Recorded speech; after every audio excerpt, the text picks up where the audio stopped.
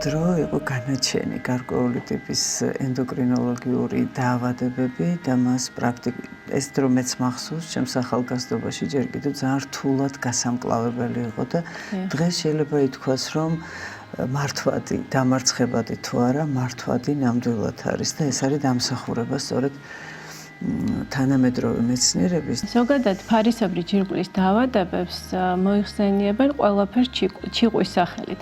რეალურად ყველაფერი ჩიყვი არ არის, ჩიყვი არის მხოლოდ ფარისებრი ჯირკვლის გადიდება და ასევე ჩიყვია თუ ფარისებრ ჯირკვალში გაჩნდა წარმონაქმნი, ანუ კვანძი. სამშაბათს 20 საათზე ენდოკრინოლოგი თამარ კუპრეიშვილი სტუმრად გადაცემაში ზღვარი მარინა კაჭარავასთან ერთად. მნიშვნელოვანია გამოიხატოს ემოცია და ამოითქვას ვერბალურად ის პრობლემები, რაც ადამიანს აქვს, რომელიც სხეულში იტყორცნება სხვა დაავადებების სახით.